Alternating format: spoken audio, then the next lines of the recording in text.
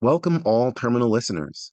In this episode, we'll talk about a forgotten all-time great's final goodbye, the role of the analyst in broadcast sports television, and why I'm ready for the Mets David Stern to shift to 2025 and beyond. But first, in the words of a bald orange man, commerce. Since 1994, one name has echoed through the courts, fields, and arenas of New Jersey: Jersey Sporting News. As a credentialed media outlet with over 25 years of experience, we've earned accolades from those we cover at every level. Jersey Sporting News, celebrating New Jersey sports for over 2 decades, and we're just getting started. Let JSN become a member of your family.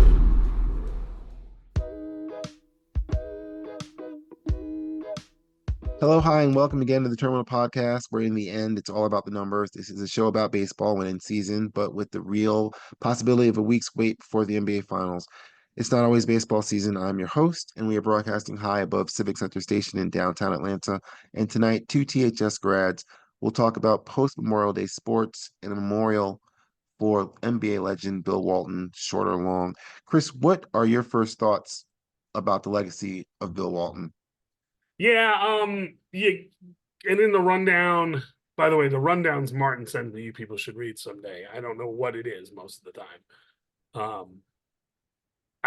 He was a great basketball player, Hall of Famer, all-time great, blah, blah.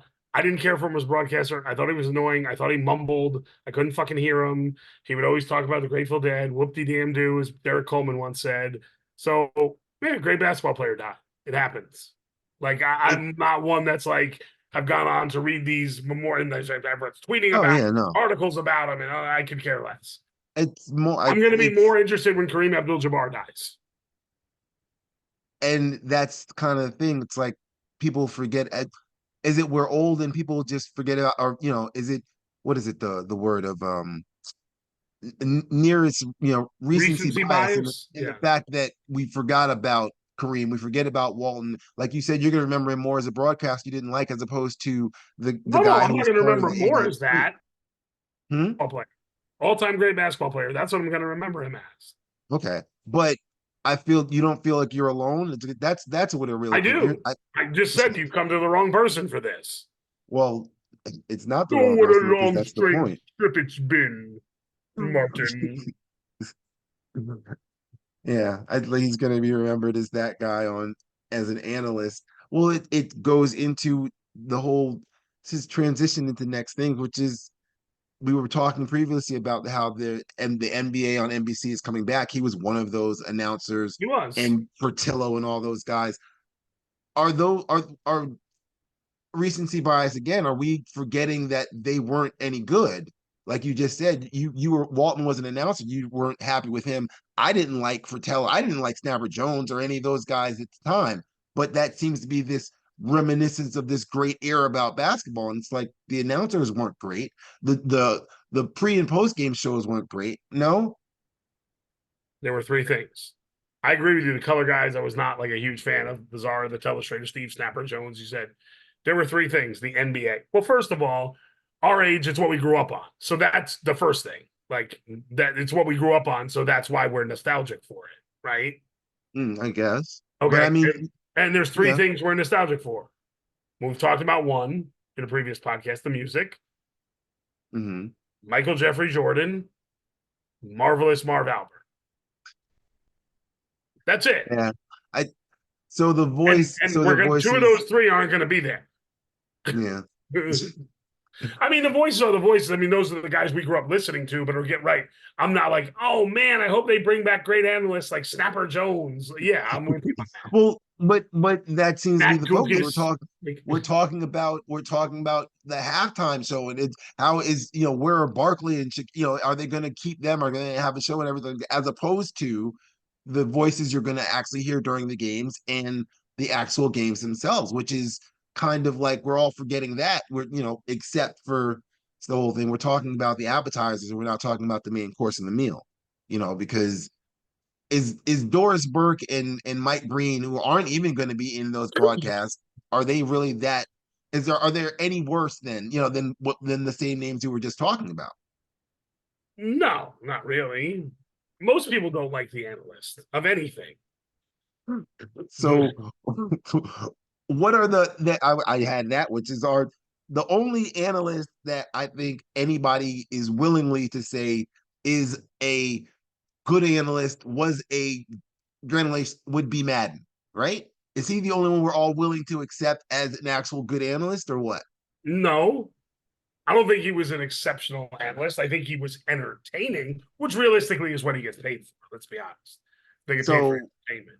yeah, I mean, And then Madden becomes, and I'm going to take a lot of heat for this comparison. Madden sort of becomes Jordan.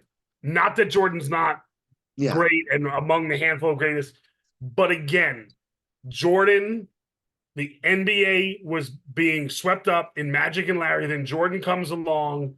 Um, product, nobody, product didn't exist before Michael Jordan. And it wasn't because of Michael Jordan. It was just because the era of product. Okay. So means Michael they're combined selling with product, everything. with ad campaigns, with that. Mhm. Again, his greatness, I'm not, so people are going to hear that, mishear that. But it's the same with Madden. Madden, you can't think of Madden. People at our age can't think of Madden in a vacuum as just what he said on air. Yeah, There's he's the the football video game game. that we all grew up on. That's Yeah, part of the Madden package. it's the commercials that I think a lot of Right. people don't Right. And remember. then it's the He was commercial. He was a yeah, pitch man he and was the video all over the game place. and the. But right, if you Yeah, went back and watched the broadcast and parsed what he said, you might be like, "Oh, oh, that's fucking stupid." Like, yeah. I mean, but he did. He was able to be the voice through all that to a lot of people, to the NFL, and so therefore his importance is as important like yes, that. But yeah, I would. Yes, he's important and he's great, but like, I wouldn't say he's great as the minutia of what he said. But again, his so job was to get people to watch the TV. I pose this question to you as the broadcast journalism. So who, if any, I guess who is the best analyst right now, regardless of sport? Because I guess you could kind of bounce around, because I'm kind of going, I'm can't think of a good basketball one, and I'm lost when everybody was like Doc Rivers was great, and I'm like Doc was horrible. I'm trying to think of a good. I like Doris Burke. I find her, you know, I find the way of she looks at the game and kind of throws in there. She's not the best, Mm. she's but as far as who's out there now, I don't know. Reggie Miller's okay, I guess, but Yeah, he's he's a okay. little too. He's not.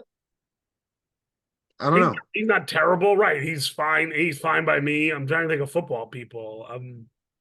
There's no one Yeah, I'm impressed with in football. Uh, yeah, because there's everybody who's calling about, yeah, and then I find the imitations of Chris Collinsworth and who's the other one? I'm trying to think. The other guy who's Tony Romo.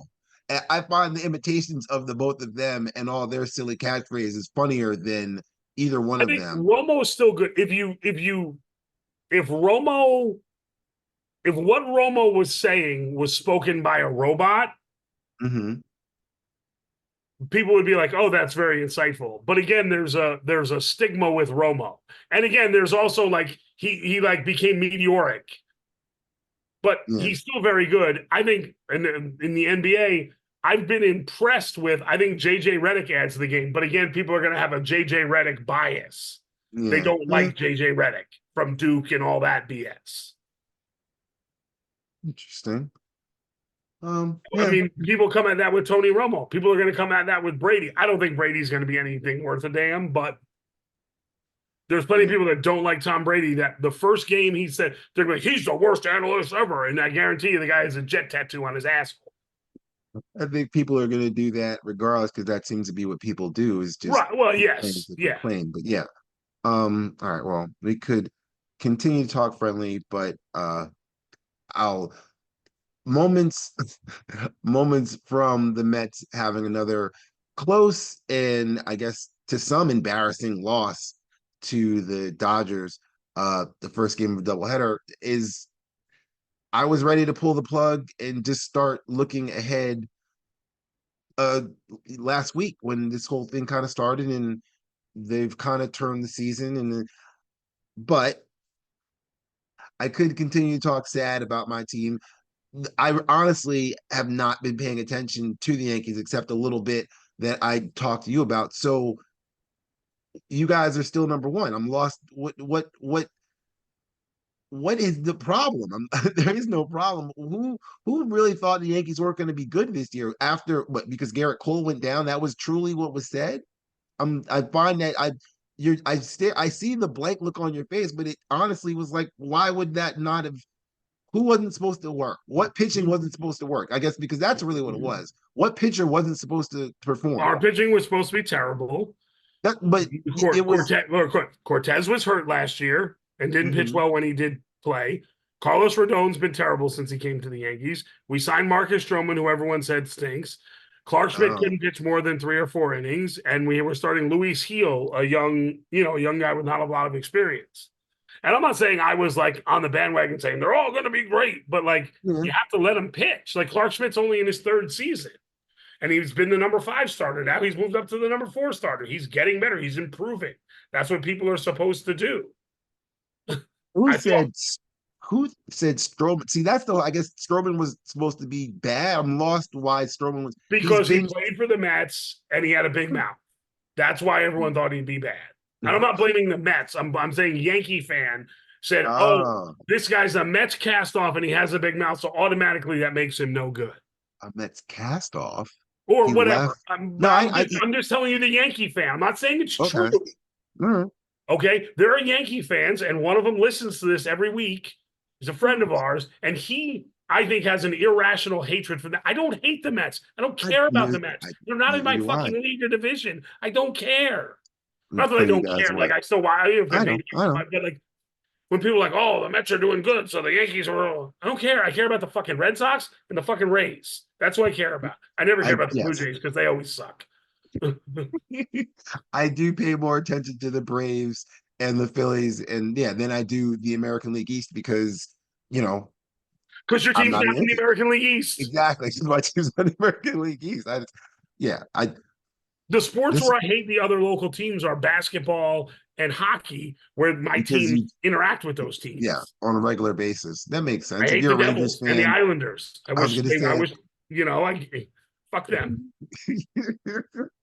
for the 12 seconds I was a Devils fan, I wasn't supposed to like the Rangers, and I didn't like the Rangers because Mark Messier was he seemed like it was a prick. He just didn't seem like I'd be, Who? and I guess that was Messier in that whole little 93, 94. Yeah, no. The I told you the minuscule second that I was a Devils fan during that little Martin Brodeur in goal era during the Devils. And yeah, no. Messier was on the other side, and he just the whole cheesing and yeah, and that's the '94 team. Yeah, yeah. Yeah. Just he looked like someone should go up and punch him in the face. I remember that look, and someone didn't, and that was exactly look I'm going. He The just reason why is because he was a tough bastard. That's why well, someone didn't go and punch him in the face. well, it doesn't mean he didn't look like someone should go up and punch him in the face. Those are two different things. That's yeah, no, yeah. So I have to understand, but yeah, there's never. I've never understood Met fans who hated or cared about the Yankees because it didn't, yeah, it never computed. Just didn't. This season, to go back to the sadness that is my Mets, was supposed to be a reset season because I saw Francisco Lindor make a great point was it's a new front office. It doesn't matter what the core was before. The new front office has to figure out what they want to do with this team going forward. So the only news is I'm ready to trade Pete Alonso and put Vientos at first base, and we finish with the baby Mets and suffer with Beatty at third, and get Alvarez back and see what we can do. What can I get for Alonso if we trade him within the next like couple weeks before the end of the market when we're not going to get as much? If we trade him like first couple weeks of June, what can I get for Pete Alonso? You're just getting, for all of your guys, you're getting low-level prospects and you're getting international signing money.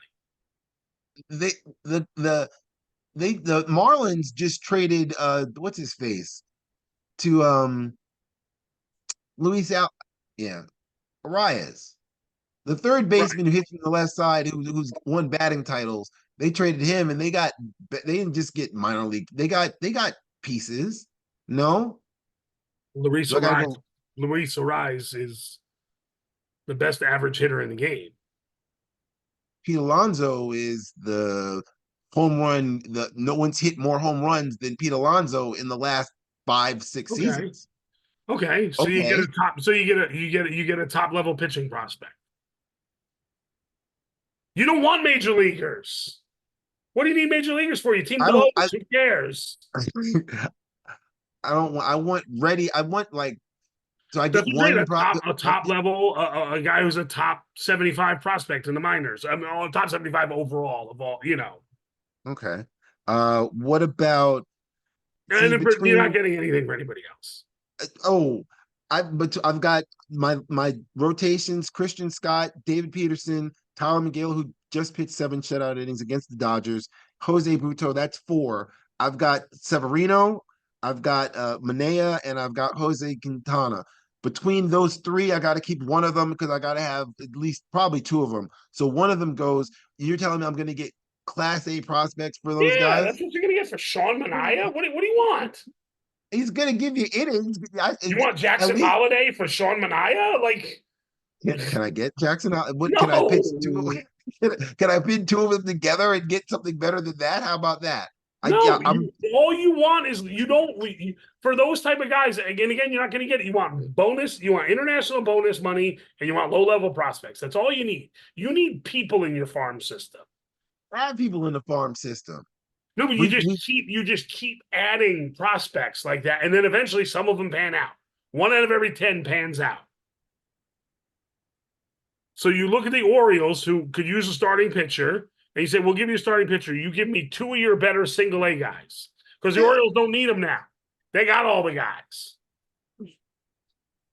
So are you how worried are you about the Orioles then of getting a Luis of getting Severino and him coming back to the Bronx pitching I'm as well not. as he's been I'm pitching? not worried about Severino. I've told you all year. I'm not worried I about know Luis you're not. Severino. I'm saying, but he come in there motivated at this point, and he's an Oriole now. Motivated. If you can't pitch, it doesn't matter. I'm motivated to be, He's a you're porn saying star. it as if I he's don't not. have the I don't have the acumen. Like but I'm You're saying motivated it for as it. if he's not pitching well right now. I've seen Luis Severino pitch for the last 8 years. Was are you well? Are you going off of his track record? Are you going off what he's doing this season right now? I haven't even paid attention to what Luis Severino's doing because I know where he's going to end up because I've seen it. Why would So you're Why taking would his I track watch it record. this year and be like, "Oh my God, he's going to be a completely new I pitcher"? didn't say you're going to watch him. He's being completely different. I'm saying he's succeeding right now. He's doing the same good when he was Great. pitching And good by for the you end of the guys. season, he won't be succeeding because I've seen it. I've That's what I've seen. Okay. All right. Like, so when I have Randy Johnson and he's not succeeding early in the year, by the end of the year, he's going to be succeeding because that's what he does. Hmm. Aaron Judge wasn't succeeding in the beginning of the year. By the end of the year, Aaron Judge is going to have 45 fucking home runs. But he Well, had a terrible April, so he was no good. The contract was a bad contract. I still don't think the contract's a great contract, but he's got 17 home runs, and it's Memorial Day. so then I'll transition since I'm only getting a couple of AA prospects for Pete Alonso. Um, who's going to sign? Is he on your radar? Would you want him as your first baseman to start 2025? No, That quick, that it. Really? no. Well, Okay. I don't need power. Well, if I re-sign Soto, I don't need power. Well, I mean, in the sense of what if Soto immediately signs with the Nationals? He's like, I've always wanted to go back to DC. This is my place I started off. I didn't want to leave there, blah, blah, blah. He goes off. So Soto's not coming to Yankees. You have him for this one season. It's great. You guys do whatever it is. You win the American League. You win it all. Soto's, I want it. I've won it here. I've won it elsewhere. I want to go back to Washington. Right. Do you want Pete Alonso at first base? Here's the big problem, and no Mhm. Yankee fans want to admit this. In 3 years, our first baseman is going to have a 99 on his jersey. That's the truth. He's not just he Does he DH now, or is he? I mean, I know he's your Well, outfielder, he but can't as long as Stanton's on the team. I mean, they rotate him in and uh, out, but again, you're not long term solution, but in 3 or 4 years, he's not playing the outfield. not even He's left not. field to move him over. I'm not He's just disagreeing with you. not. He's just So not. His body is fragile anyway. He's just not. He's not playing the outfield. You put him at first so base and you rotate him at first base and DH. so if you had Pete Alonso, then you'd have him to rotate. You'd have him to first base, and then afterwards he can DH and rotate DH and first Yeah, base but I him still have for. Stanton for 3 more years after this year. You still have Stanton for another 3 years. Yes. Okay. So I don't need Pete Alonso. I know it may sound crazy, but I don't need power. Hmm. Hmm. Stanton, are you happy with that contract? I never thought he was. I'm not happy with any contract. They're all overpaid. There's almost no contract that's good. But I don't have a huge problem with Stanton. The problem is Stanton gets hurt. Okay. That's what I was gonna Doesn't say. get, Really, but yeah, when he's there, his actual numbers, his actual power numbers, which is what he's when there to do. healthy. Tell me about his average. I don't pay John Carlos Stanton to hit 320. Okay. Chicks dig the long ball. Okay. All right. Well, on that note, I'm gonna end.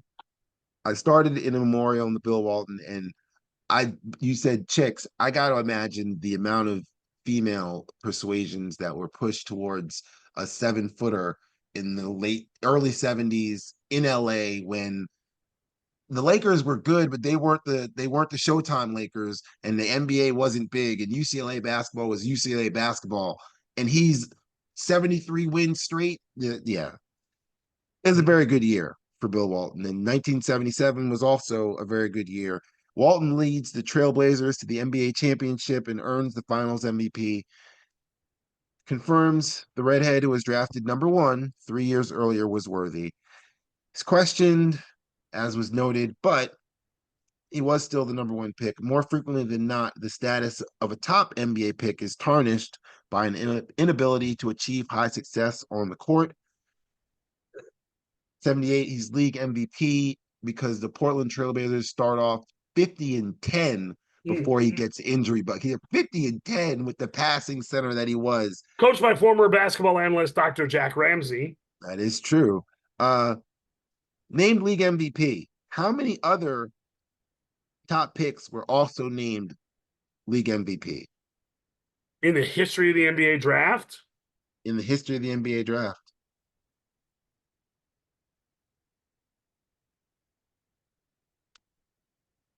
This is a tense quiet for those listening on the podcast, looking I'm thinking of aimlessly ones into that I space. definitely know did. You look towards the clouds, you can see him gazing about the numbers. When did the NBA draft start? Oh, that's we're not asking. We're not adding more information to this. In fact, the countdown had sort of begun as you have to provide an answer. Otherwise, we can just get out of here and you'll just be a failure, which I'm going to you say already are. But 5. I can think of 3. You've named one. I can think of 2 others off the top of my head, definitely. well, No, 5, 4, 6. 6. 6 is the number. The trivia answer will be in the description for the next episode. I'd like to thank our potential promotional partner, Jersey Sporting News. I'd also like to thank Chris for stopping by and wish him and everyone else listening safe travels from the terminal. Good night.